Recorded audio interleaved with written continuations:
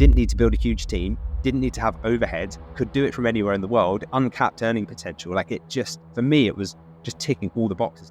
It's like your eyes had been opened to a new world. I mean, it's so easy to follow the corporate ladder that we all trained to follow.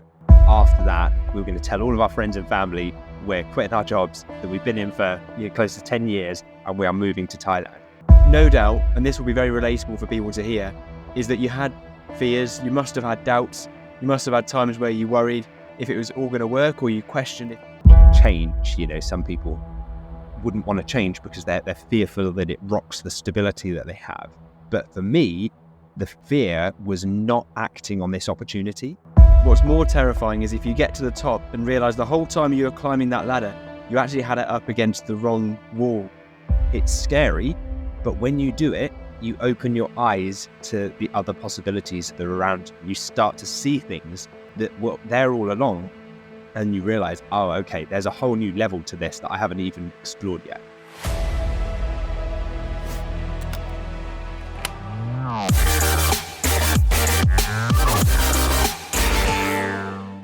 Welcome to the Dropship Unlocked podcast. I'm Lewis Smith, the founder of Dropship Unlocked, and with me is our client success coach, James Erdley. Now, when we're not recording the podcast episodes, we're running our own e-commerce businesses and helping aspiring entrepreneurs launch their own high-ticket dropshipping businesses. Keen to build your own 6 or even 7-figure business? My book, The Home Turf Advantage, is your blueprint for launching a profitable online store. Grab your copy at htabook.com today and let's get you started. Now sit back, relax, and let's unlock your potential with the Dropship Unlocked podcast.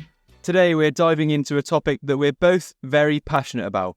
It's about leaving our traditional 9-to-5 jobs to start our dream businesses.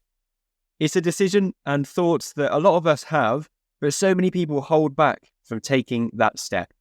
So with Lewis today, I'm going to be uncovering why he made that step and quit his job, and also how he was able to take that leap. So Lewis, let's start off by going back in time a little bit. What was your life like when you had a traditional job before you embarked on your entrepreneurial journey? Yeah, well, I was in the same profession or the same company for close to a decade. I think it was like maybe 8 years, and working in that 9-to-5 job felt like it's kind of like you're stuck in a traffic jam every day and you're seeing all the other lanes of traffic moving and you feel like yours is at a standstill. When you're in traffic and you think like, oh, should I switch to that lane? And you're constantly like second guessing your path that you've chosen in life. And whilst it was that like tolerable mediocrity that they talk about, where it wasn't like I absolutely despised it or hated it, like it was good, it was a respectable company. As the years went on, I started to realize that because it wasn't unbearable, it was that it would be very easy to resign myself to a level of complacency, and for my inherent drive and ambition to start to just fizzle out because it couldn't be channeled anywhere. And so I could see that pattern emerging, and I could see the people who were further down the path than where I was in that corporation and where they were getting to and how they were dealing with life, and seeing the ambition kind of almost sapped out of them. Not everybody, but you just know, I think, when it's not the path that you want to be on long term. And whilst the traditional way of doing it, the kind of common narrative would have been to work my way up, to work on getting promoted, hit all my KPIs, my targets, maybe eventually get promoted to a director or global management role, and be flying all around the US and taking on a senior leadership role in this huge corporation, which sounds exciting, right? Don't get me wrong. The graduate in me who'd left university, if I was presented with that opportunity, I would have been very grateful and thought, wow, that sounds amazing. That's like, traditional corporate success. But when I got closer to it and I met a lot of those leaders and I sat down with them, after work and having drinks and stuff at the bar, I looked at them and thought, are the people in those positions truly happy?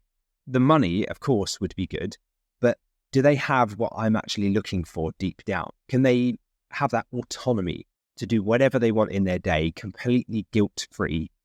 Can they just go for a walk with their family in the middle of the day and have no consequence? Don't have to get on any calls, don't have any responsibilities in that sense. Can they catch a flight to an exotic destination? Like right now I'm in Mexico recording this whilst on holiday with my family, but still working, and I'll be here for the next 6 weeks. Can they do those things?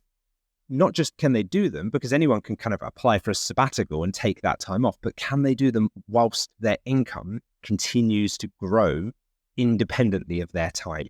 Yeah, it's interesting that you were looking at that straight away and you put yourself in the position of people ahead of you and realized that wasn't where you wanted to be. And the more and more people I speak to, when you hear about people that quit their jobs, you expect to hear people that were just hating their jobs and it wasn't right for them. But actually more and more people I know that quit their job and start their own business are just in that mediocrity and they're just tolerating something that they don't necessarily hate that much, but they realize it isn't where they want to be. So that's actually very relatable to hear that, Lewis, to know that you just knew there was something else out there and you knew what you were looking up to in terms of where you would be in 20 years wasn't where you wanted to be, I guess. Yeah, exactly. And I remember bringing some quite innovative ideas to my company, into my role, and there being just so much red tape and bureaucracy around it. You bring all these great ideas and you say, what about using this piece of software? Or, I found that this iPad app, if we rolled it out, could do what we're trying to do as a team. And then they say, yeah, but it would need to go through like a third-party risk approval process, and that has to go to global, and that takes 4 weeks, and then you have to involve procurement. And I'm like, this is just like hampering my ability to do anything. Like you try to progress things, and it just, it's no one's fault, but it's just that corporate red tape, because they have to be so cautious and risk aware because it's such a litigious world. They say that with corporations, they're like these big oil tankers where like to actually turn the direction, even by a few degrees, takes so much force and effort. And it just didn't feel very agile. I used to have to head up to the north of England quite frequently in my role because we had one office up in the north and one down in the south. And so I'd get on a train for 2.5, 3 hours up to the north of England. And whilst I was on that train, sitting there at 6:30, everybody's sitting there having their breakfast and then kind of having their coffee, trying to wake themselves up. I just stare out the window, and it was always like very, drizzly, typical kind of British winter weather, like dark grey. And I just think, is this it? Like, is this it? Is this me for the rest of my career? And I think it's very easy to have that tunnel vision when you are in the middle of it, because you're not shown any alternative. And so you wouldn't even consider the alternative option because you haven't been shown it. And even if someone showed it to you and said, hey, look, this guy over here runs his business and lives on the other side of the planet and does it in 4 hours per week, you probably wouldn't believe it because it's so far removed from your reality. And, in traffic every morning, sitting in traffic jams when I was driving into work, I'd listen to the same radio station every day. I was hitting the same traffic jams every day. I was driving into the same office, probably parking the same parking space every day if it was available. And everyone I spoke to at work seemed to have this feeling of like, I mentioned it at the beginning, the complacency. It's like that full sense of security in the 9 to 5 where they view their job as secure. But I saw it slightly differently. I saw the job as a barrier to my personal growth and to my own financial independence, because I'd seen what would happen if I committed my life to that path and worked my way up as high as I could possibly get to VP or CEO, and thought, well, does the person in that position have what I'm aiming for? And actually, I don't think they did. So there comes a point where you think, well, is the tree that I'm climbing even the right tree? Should I stop now before I get to the top? Because otherwise I'm going to have committed my whole life to it. So it depends how big you want to dream. And if you're willing to dare to dream outside the box and think, I'm aiming for something beyond what anybody around me can even comprehend, it's scary. But when you do it, you open your eyes to the other possibilities that are around you, and you start to see things that were there all along, and you realize, oh, okay, there's a whole new level to this that I haven't even explored yet. Yeah, and it's so exciting when you look around, and there is a bit of a fear that a lot of people feel when they look at going into another role or starting something different, because you get complacent and you get comfortable in the same routine. But what's more terrifying than that, and I realized, was actually when we're climbing these corporate ladders, and when we get to the top, what's more terrifying is if you get to the top and realize the whole time you were climbing that ladder, you actually had it up against the wrong wall. And you only realize that when you get to the top, looking back down at where you should have started. So It's a very interesting story. I think people can resonate with that feeling of looking around and feeling like, is this it? So could you share, do you think there was a moment that you really realized that that traditional 9 to 5 path wasn't for you? Yeah, I think there were several moments, but really the one that led to that kind of domino falling effect of, okay, now the plan is in motion.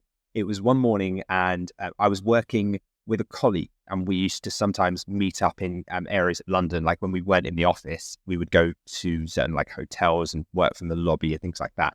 And one of the hotels we went to was actually a hotel in Shoreditch in East London called the Ace Hotel. And I went there with a colleague and we had our laptops, our like Lenovo workbooks under our, like real corporate laptops under our hands. And went in and we were going to go through some like company reports and figures and, do some spreadsheet stuff. And out of the corner of my eye, just as we walked in, I saw this group of guys and girls that were like, they were all dressed pretty casually and they had their MacBooks and they were all relaxed. As soon as you see people with MacBooks, you're like, okay, these people are fairly like cool. They're relaxed. They're not in a typical corporate world. You could tell they weren't dressed up in suits and ties and stuff. They were wearing like hoodies and t-shirts, but they were in the zone. They were working on something, collaborating, and they had the nice flat white coffees in front of them. And you could just tell that they were doing well. These weren't students. They were professionals, but they were doing well, working in a relaxed atmosphere and enjoying what they were doing in a hotel, on a Friday morning in London. And I had no idea what they were doing. I didn't know their line of work or anything, but the work appeared to be so different to mine.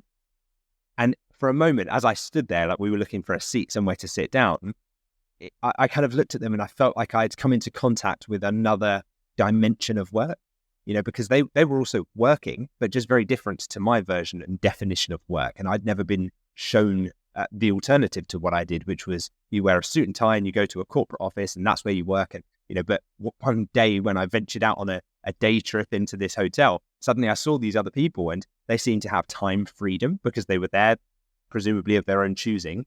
And they had location freedom because they were in a nice hotel and they'd chosen to be there. They had outfit freedom. They were wearing whatever they wanted, just wearing hoodies and t-shirts. And they just kind of appeared to be what you'd think of when you hear the word startup. And the colleague that I was with turned to me and we were looking at these people and she said, have you ever considered working for a startup? I'd always seen you as the entrepreneurial type. And I remember that I kind of just brushed off the statement at the time. But later, when a statement like rings through your ears for the next few hours and you think, entrepreneurial, startup, have I ever considered that? Had I not? Like those people seemed to enjoy what they were doing. I could see me doing something like that. And on the train ride home, I was thinking about it. And throughout the rest of the day, I was thinking, entrepreneur, startup, business. I wonder if I could do something like that. And that night in bed, I was lying there and I knew I had another long commute the next day. So I wanted to listen to something other than just the same old playlist or radio station. And so I opened up the Audible app, for like audiobooks. And I'd been listening to like fiction audiobooks up to that point. I wasn't really into like self-development books or business books or anything like that. And I typed in the word entrepreneurship. Just out of interest. I didn't actually Google it. I typed it into Audible. And the book that showed up first was The 4-Hour Work Week by Tim Ferriss. And when you see that title, you think, well, that's interesting. 4-Hour Work Week. Like, is that even possible? And as I listened to that book in the next few days, I was engrossed by it. Like that next morning, I could not stop listening to it. When you're sitting in the car park at work and you've arrived, but you're like, well, I don't want to get out of the car because I want to keep listening to it. I want to know what's next. And it was like this kind of dormant volcano of entrepreneurial passion that had just started rumbling to life. Like it had been there the whole time, but it wasn't until my colleague mentioned that statement that it was kind of awakened and it was signaling to me it was time to move. It was time to do something here. It's like your eyes had been opened to a new world. I mean, it's so easy to follow the corporate ladder that we all train to follow out of work, out of school, into college, into a job. And you just follow that ladder. It's only when you see that other people are doing something else. And of course, when you read the 4-Hour Work Week, I mean, that's a complete change of lifestyle from anything that you've ever considered before. And suddenly, I guess it was a bit of a build up. Initially, it was those thoughts about wanting to have something different, not looking and not being attracted to where people were above you. And it was a gradual, it sounds like a bit of a gradual sort of coming up on you, I guess, of realizing that there was another world out there that you would enjoy more. Yeah, exactly. Because he kind of, in the book, Tim Ferriss talks about creating a dropshipping business. So he talks about the 4-hour work week and this amazing thing, but it's not, the whole book is not abstract ideas. It's like, okay, now you probably want to know specifically, how do you obtain this amazing life where you can live in Thailand and earn your money in dollars or pounds whilst spending, Thai baht or Mexican pesos or whatever. And in that book, he talks about dropshipping as a business model, as a concept. And he talks about a type of dropshipping business that, I think he talks about one that he ran, or if it's not him, then he talks about like examples of other digital nomads who are running dropshipping businesses and using it to travel to incredible countries, all whilst working on their own businesses for just a few hours per week. But being location independent and financially free, I realized were the two things that stood out most to me, because I could have read a different book on entrepreneurship that would have said like how to create a unicorn startup company. And like, it's like entrepreneurship through a corporate lens. So like you're creating your own business, but you're doing it with the means of eventually becoming the CEO with a corner glass office in your corporate building. It's like the same end result. Whereas this was different. It was like you're creating a business to create a lifestyle and enable a lifestyle that allows you to live an incredible life. And I realized that I had to learn more about this kind of parallel universe that had existed the whole time, but I'd never seen, no one had ever shown me it. And so I went down the rabbit hole. I went down the rabbit hole for the next few days and researched and watched YouTube videos, and I listened to podcasts, and I realized there was this whole movement called digital nomad and location independence. Like that's the terminology. And for me, it was the best of both worlds, because it was the time and location freedom. That was the thing I really wanted. The ability to travel, which is something I'm really passionate about. I love going to new cultures, trying amazing new food, and I feel like that's one of the things I enjoy most in life. To being able to see and experience the rest of the world, enjoy time doing what I love to do, but also without stifling my ambition and my drive, having that uncapped earning potential, because your business can grow as big as you want it to. Because there are, as I said, there's the startup, become a unicorn app developer and create an amazing corporate business where you still create the business and you're kind of grounded in, like, you've built a team of developers and you are the boss. And then there's the kind of become location independent, and you can do things like teaching English as a foreign language or stuff like that, where you're still trading your time for money, but you're just doing it remotely and location independent. But obviously your earning potential is not going to be anywhere near as high as if you create a business. Whereas dropshipping was the best of both worlds. Didn't have to hold stock, didn't need to build a huge team, didn't need to have overhead, could do it from anywhere in the world, uncapped earning potential. Like, it just, for me, it was just ticking all the boxes. And I just thought, this, like, I couldn't get the thought out of my head for the next few days. And they say that some people fear change. Some people wouldn't want to change because they're fearful that it rocks the stability that they have. But for me, the fear was not acting on this opportunity, because it was like, in the movies where like a gateway to a parallel universe just opens up temporarily, like a wormhole into another time zone. And suddenly it had opened up, and I was fearful that it might close at any time for me. And I felt like if I don't use the momentum and the excitement that I have now to do something about this and to act on this information that I've just been presented with, the biggest regret for me would be not pursuing my passion and my potential, and end up looking back on this in years to come and just saying like, oh, wow, yeah, I remember that book. I was really passionate about that. Shame I accepted that promotion and then just forgot all about it and carried on as usual for the rest of my career. I wonder what would have happened if I had done. That for me was the biggest fear.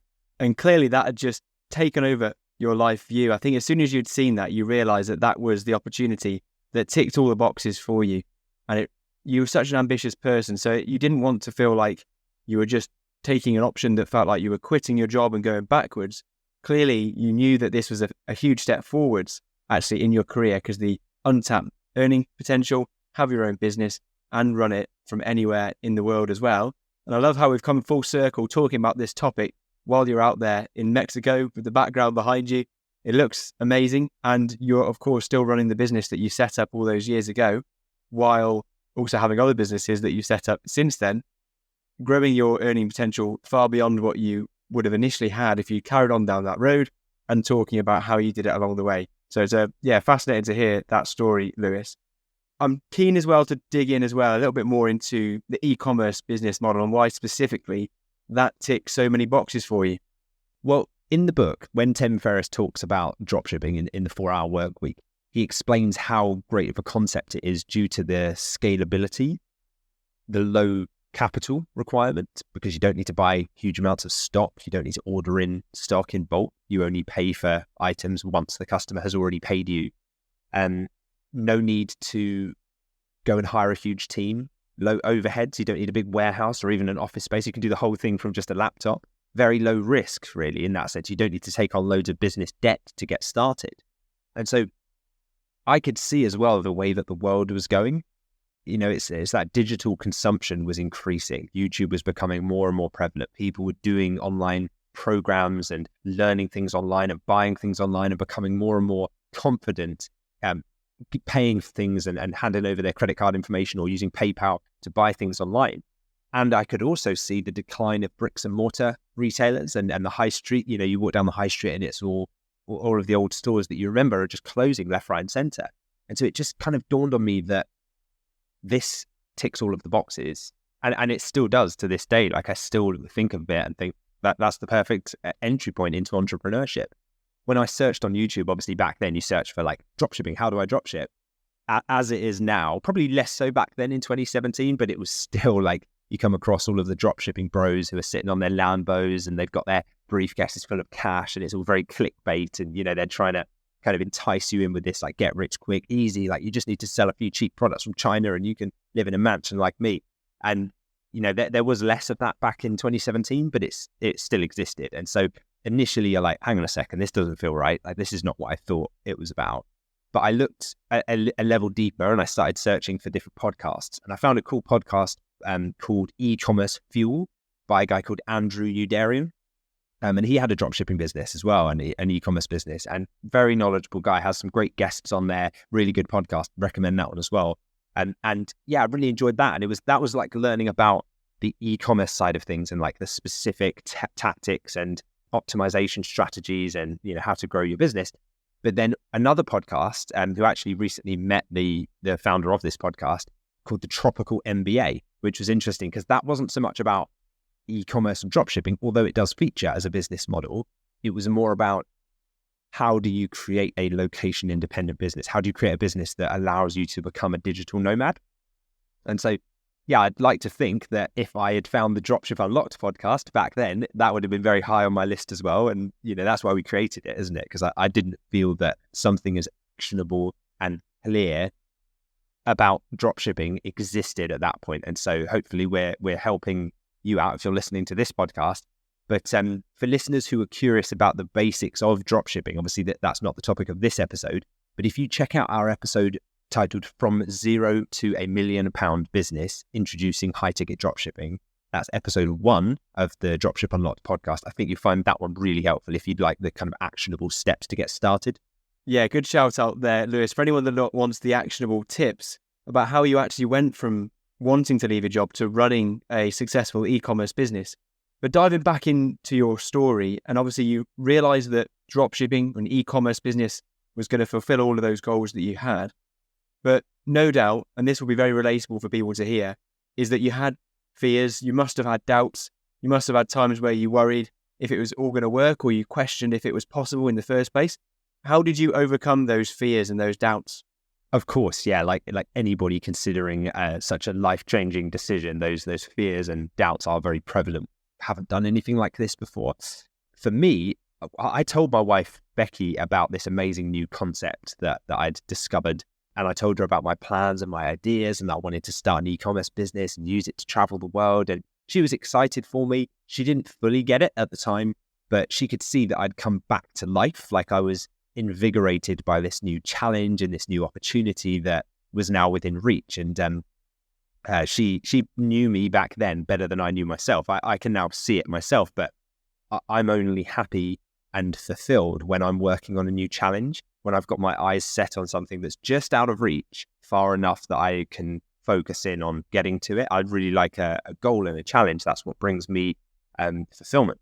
And so it was funny because over the coming months back then we were so I'd launched my e-commerce business and got it up and running, and it was making a few £1,000s per month in take home profit. So it was kind of as like a supplementary income to my day job. And yeah, it started to come to life, and I just did it in evenings and weekends back then while I was still working my job. And at the time, Becky and I were engaged. So I'd proposed to Becky the year before, I think, and we were planning to get married later that year in 2017, I think it was. And one day in our London apartment, I remember this one really vividly. Becky just turned to me and said, I've been thinking about, what if we bring the wedding forward to March, and then we quit our jobs and we move to Thailand and we go and live in Chiang Mai, like in the jungle in northern Thailand. And, obviously Chiang Mai, for anyone that doesn't know, is the kind of home of the digital nomad. It's like where all of the digital nomads congregate to it. It's a great place in Thailand with amazing scenery and fast internet and friendly people, very cheap cost of living. And it's funny, Becky, and up until that point, Becky wasn't someone who I would have ever guessed would go for a plan like that, let alone be the person to actually suggest it herself. And so I knew that this was it. Like, those moments in life don't come around too often. And that was the nudge that I needed to overcome the fear of uncertainty and to just trade in that so-called stability that I was clinging so tightly to and thought, that's it's the job that's the stability, and to really just go for it as an entrepreneur, to dive in and just take it to the next level. Doing that fear-setting task that we talk about quite frequently in the 4-hour work week was really good, where you ask yourself, okay, so what's the worst that could happen? And when that happens, what will I do? And really detailing it out and realizing I'm actually okay with that. That's fine. If that happens, that happens. And it's kind of like preparing to go and jump in a cold swimming pool, like the one behind me. If your initial kind of reaction when you do it is that fear and uncertainty, but the moment you jump in, you adapt, you thrive, and eventually, before you know it, you forget about it and it's not even cold anymore. So if you just start with small, manageable steps, each small step builds your confidence and diminishes that doubt. But eventually there comes a point where, like me, you probably just have to go for it. And you have to jump in, and you're never going to have a time in your life where all the stars align and you feel like it's the right time to leave your job and start a business. If you're waiting for that, it just won't happen. You'll never get rid of the fears. You'll never get rid of the doubts.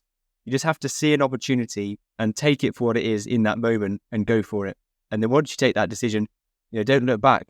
And you clearly haven't looked back, although I'm sure you still have plenty of fears and doubts going through your mind all the way through your journey. But you went for it and knew that you could follow a proven plan to get to the success that you wanted to get to. So there must have been a transition for you to go from employment to entrepreneurship. So what do the steps look like? How did you go from being an employee to running your own business? Yeah, it is a huge transition, and it's something that, it's the thing that will allow you and cause you to learn the most about the world of work, the world of like earning an income, more than any other job that you can imagine, because it is your livelihood. So you really have to pay attention and give it your all. So that initial transition, anyone who's in that stage right now where you're working a job and you've got a side gig going on, I sympathize with you, because that transition for me, it was like, it's like I'm learning to pilot a plane whilst still flying as a passenger in another plane. I'm balancing both roles until I'm ready to take off. And it's like, okay, now hand over the controls and right, I'm on my own.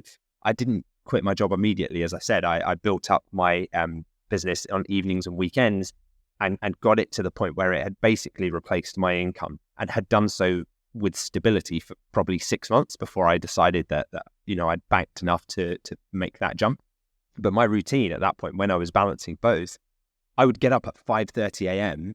I'd head to the gym down the road, my house in London. It was part of a hotel. So I would go into the gym, listen to a podcast, get inspired, do my workout in the morning, get my brain in gear. Then in the lobby of the hotel afterwards, once I'd finished in the gym, I'd come upstairs, I'd have my laptop with me, I'd work on my business for the next 2 hours up until 9 a.m. And then usually there'd be like a team call with my actual team at 9 a.m. So I'd jump on that. And so you're taking like one hat off as the CEO and putting one hat on as your like middle manager role again, wherever you're at in your company.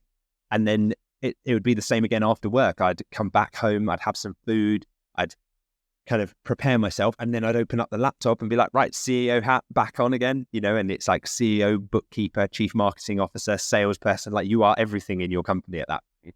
And I would tackle the most important tasks that I needed to build my business and just tackle them head on, because I thought, well, I don't have the time or the luxury to think about, what could I do? Like, what nice things could I add onto my business? It was like, I have to do this, this, and this, and I don't have time to think about alternatives. So whether that was launching the website, uploading new products, signing new suppliers, optimizing our ads, like whatever the things were, those were the activities that I went after vigorously. And it was tough. It was actually unsustainable, but because I knew it wasn't for long, and I had that target date of the wedding in March, and I knew that we were getting married in March, and after that, we were going to tell all of our friends and family we're quitting our jobs that we've been in for close to 10 years, and we are moving to Thailand. And I knew that at that point, we would be fully reliant on my business. So I had to make it work. And talk about lighting a fire underneath you like that. When the realization of that hits home, it really makes sure that you stay on track and that you follow a proven process, follow a roadmap, don't deviate too far from it, because I didn't have time to be trying to figure things out my own way and see if I could do it differently. I just had to make it work in the way that was proven, following a proven model. And clearly there was that healthy pressure that you had to make it work. And so often I hear that for people that get to success, they have to make it work, and that pressure pushes them on to make an incredible success. But obviously I've heard parts of this story before, Lewis, but every time I hear it, it inspires me again. It's so inspirational to hear. It's like those Rocky cut scenes when they're on the come up towards a big fight or something, and you're putting in the reps before work, a few hours before work, you're going to work, you're transitioning over to becoming a business owner because you have this huge goal and dream for your life. Also, you've got the short-term goal of being a digital nomad quickly after you get married. And it's just inspirational to see and hear about a story of someone where they really go after their goals, despite fears, despite doubts, and they go after what they really want to achieve in life because they're worried of not fulfilling their potential if they don't do that. So I'm just inspired every time I hear it. You mentioned there that having a proven process was vital. So would you recommend that for others if they're going to make a big leap? Do they need to have some structure around how they're going to make that leap? Definitely. Yeah. I mean, it's hard enough making the leap, but making the leap completely blindly as well is near on impossible. Following a structured business plan, it's like if you're cooking a really complex meal, if you have the recipe card in front of you, if you have the book in front of you, your brain only has to think about what's the next step. You have all of your ingredients lined up. You've only got to figure out the next step. We'll just okay, now I launch my ads. Okay, here's how my ads need to be optimized. Here's how I optimize the conversion rate of my store. Here's how I fulfill an order when it comes through. Like, otherwise, you're hitting all of those steps blindly. And like with a recipe, some parts of it could be irreversible if you get them wrong. You burn part of the recipe and you think, now that ruins the whole recipe. It's a bit like that. If you do something incorrectly and you sell products from China and then they take too long to get delivered, and then your merchant account gets shut down or something because you didn't have suppliers that could offer next day delivery, and suddenly the whole thing, you can't proceed because you haven't got an option. So yeah, I mean, now from coaching thousands of entrepreneurs to date, I've seen this time and time again, that entrepreneurs who follow a proven business model are way, way more likely to succeed. I hear about the people who come to us all the time and then say, I'm going to try and piece a few bits together, and I'm going to piece together what I found online. And I always wish them the best of luck. But what you then see is they'll drift from one shiny object to another, and I'll kind of check in with them and they'll be like, oh yeah, no, I'm doing print on demand now. And then check in with them 2 months later. It's like, oh no, I'm going to do an FBA thing now. And then a few months later, it's like, no, I think I am going to try dropshipping, but I'm going to do it in this way and do it from like, Amazon to eBay or whatever the model is. And like every single time they kind of hit a brick wall and then they just pivot and move to a different one. And then they move to a different one. And the whole thing comes down to the fact that they didn't have a proven process to follow. So yeah, 100% really important.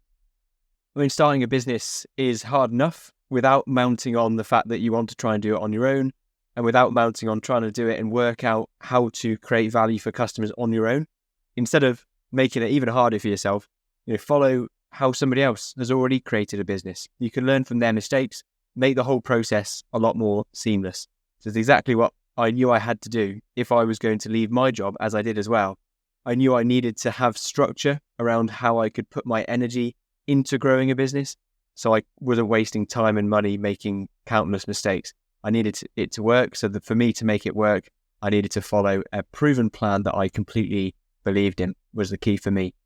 So reflecting on your journey so far, and you're in a great position now where you can look back, you've left your 9 to 5, you've been running these businesses for years now. What have you gained by leaving behind your job? And would you do the same again? Yes, I would 100%. What have I gained? I mean, absolute freedom, unlimited personal growth potential, no red tape, financial security, stability beyond what I would ever have got with any salaried job. But also, I guess I've grown professionally as well. As I mentioned before, like the one way to ensure that you pay attention to the different aspects of your business is when it's your business and your livelihood depends on it, suddenly you become very proficient in a lot of areas that you would have otherwise probably just outsourced or said, no, that's not my area, like someone else at work does that. But like I said, you need to become the chief marketing officer, the CEO, the finance officer of your own company at first before you've hired a team. But then even learning how to run the company, how to hire a team, how to manage cash flow, like all of those things come with time, and they leave you better equipped than any salaried employee would ever have, because your livelihood depends on it. And what job would you get where you are responsible for all of those things? I don't think there's a job like that exists, right? Unless you become the CEO of a huge corporation. But even then, your time is not your own. You know, you're answering to shareholders. You've got pressures. Like, you can't just take 6 weeks off and go and travel to the other side of the world. Like, people would ask questions. Also, I just really enjoy life. You know, I'm here with my family in Mexico for the next 6 weeks because I wanted to take them out of the UK during the dark, cold months of the year in the UK. And it's something that I would have always loved to do back at my 9 to 5 job. If I was sitting on that train, you know, on the way through England at 6 a.m. and it was pouring with rain and I was staring out the window, no matter how far up the ladder I got promoted in that world, I couldn't have taken 6 weeks off to just go to the other side of the world and relax and recharge for a bit. So in that sense, the success of me being able to be there and be present as a father and as a husband with my wife, Becky, and watching our children grow up and being present with them, that alone far outweighs the false security of a 9 to 5 job. So it's like, you know, like it's like a bird being in a cage and trading in that small, secure cage, only to realize what it was missing the whole time is the freedom of the open skies. Like, it can now fly anywhere. And so, yeah, hopefully that answers the question. Without a doubt, leaving my job was the best decision I ever made, despite the initial fears and uncertainties. And it was a very hard thing to do, but I would 100% do it again. Yeah, achieving that kind of freedom in a traditional 9 to 5 just isn't possible. And I remember all those thoughts I had that were similar when I was in a traditional 9 to 5 job as well. And it's knowing that you'll never be able to beat the cap of the salary increase that they give you, a few percent each year, or you have to work years to get a promotion. And I just saw it all as too slow and not fulfilling. And it wasn't going to give me the kind of life that I dreamt of, that I wanted to achieve at some point in my life. And I knew if I just sat around going through the motions, doing the same thing day in, day out, I'd be in the same position as my peers around me in 40 years' time. And I knew something had to change. And there's so many reasons why you'd quit a job and start a business. So it's so inspirational to hear about your story, knowing that when you do that, looking back on the success you've had and how it made such a huge difference to your life and how you can be more present for your wife and children, which is what it's all about in the first place, it's always inspirational to hear. So for anyone that's on the fence and they're thinking similar thoughts as you had when you were in your job, but they're not quite sure how to actually go about taking that first step towards starting their own business, what would you recommend for them to do after this episode? I think you have to just start where you are. You know, use what you have. Try and do whatever you can to move yourself a step closer towards your goal. The perfect time to do it will never come. If you're waiting for that, then you'll be waiting forever.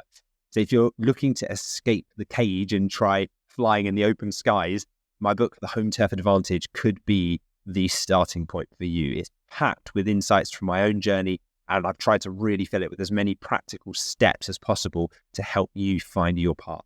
So you can get your digital copy that you can access instantly at htabook.com in just a few clicks. We've left the link to that below this episode. And remember, the only way to truly fail is to just never start. So we're really excited to see where your journey takes you and perhaps feature your success story on a podcast in the near future. Enjoying the podcast? We'd love to hear from you. Leave a comment or a review, and we might just feature it on an upcoming episode. Also, for detailed show notes and resources, head to dropshipunlock.com/podcast. If you found value from any episode of this podcast, please take just 10 seconds to leave us a quick 5-star review on your podcast app of choice. It helps us more than you could imagine. And who knows, you might just hear your comments on the show. Thanks for being part of our community. Your support helps us keep delivering a new episode every week. Okay, now let's answer a question that we've had in from a listener. So remember, if you want your questions answered, all you need to do is leave us a comment underneath this YouTube video or in the Q&A section or the review section of the podcast platform that you're listening on. So this week, the question has come in from Daniel B. So I'll pose this question across to you now, Lewis. So Daniel has, first of all, said that he listens to a number of the episodes and he's really enjoying it. Thank you very much for the content he's made redundant. And while he's looking for a new role, he's been researching high-ticket dropshipping, and that's how he's come across the podcast. It's great to hear, Daniel. His question is, he's obviously keen to start with a dropshipping business, but how do you actually identify your first 5 suppliers to approach? And then how would you go about approaching them? And he's followed up with that as well, Lewis. Does he need to put together his own supplier contract, or will the supplier send you a contract that you can sign? Yeah, thank you for your question, Daniel, and thanks for letting us know about how and why you came across the podcast as well. Glad to hear you've been enjoying the content so far. To answer your question, I guess the first thing that's important to mention is that the suppliers that we work using our Home Turf Advantage model are reputable suppliers, and they're in the same country that we're selling into. So what that means for us is that we're working primarily with UK suppliers because that's where our customers are based. And that means we can send those products easily, usually with next day delivery or with 1 or 2 day delivery to UK customers as well. So signing reputable suppliers in the UK is very, very different from working with overseas suppliers that you might find on websites like AliExpress or Temu or other suppliers from China. So we need to have the foundations in place before we can sign these suppliers up. They won't just work with anyone. So for example, we've got to have the right niche selected. We have our business set up correctly. We've got to have the minimum viable store built. Like, we guide you through all of the trust signals that you need to have set up that a supplier would want to see before they sign with you inside my book, The Home Turf Advantage. Then to find these suppliers, that's another part of the challenge. So we'll analyze the niche that we're going into, and we'll make a note of all of the direct competitors, so the businesses who are already dropshipping products within this niche. Then we go through the brand list on their sites, and that's when we find the suppliers that we can go and call and approach, because we already know that they're happy to work with dropshipping retailers such as ourselves. So to answer your follow-up question about contracts, generally what suppliers will do is send you their own retailer agreement. So that usually includes their terms and conditions, which you just read through, make sure you're happy with it before you sign anything. And yeah, that means that you shouldn't need to produce your own supplier contracts because they'll have their own. So I hope that helps, Daniel. And thank you again for your support of the podcast. Yeah, great question. And one that we get asked a lot is about how to sign suppliers. So there is a dedicated episode of the podcast to listen back to, which is all about how to find suppliers and crucially how to sign them once you've identified them as well. So thanks for your question, Daniel. We're also going to highlight a recent review that we've had on the podcast. And this one has come in from KSaab3946. So this was a YouTube comment. So thank you for your review. They've said, excellent as always. I love listening to these episodes. Straight up facts and no nonsense. Very professional. Thank you so much for your review, KSaab. That's what we aim to deliver. So I'm glad that you've been getting value from the pod. How would you like to make an impact on the podcast? Just leave us a review on your preferred podcast platform. Or if you're watching on YouTube, leave us a comment below. We love featuring your thoughts in our upcoming episodes. And as we conclude today's episode, is there someone you know who could benefit from today's discussion about quitting your job? Maybe there's a friend or a family member or even a colleague that you work with. If so, click the share button and send this link to them. It might just be the nudge that they need to break free from the 9-to-5 routine. Thanks for joining us on this episode of the Dropship Unlocked podcast. We hope you're walking away with insights and inspiration. To kickstart your e-commerce journey, grab a copy of my book, The Home Turf Advantage, at htabook.com. It's a distilled guide based on real experience to help you build your e-commerce venture. Don't forget to hit the subscribe button for more strategies and success stories. And if you like what you heard, a 5-star review would mean the world to us, and you might just get a shout out on an upcoming episode. And finally, thank you for deciding to spend your time with us today. We can't wait to bring you more insights on the next episode of the Dropship Unlocked podcast.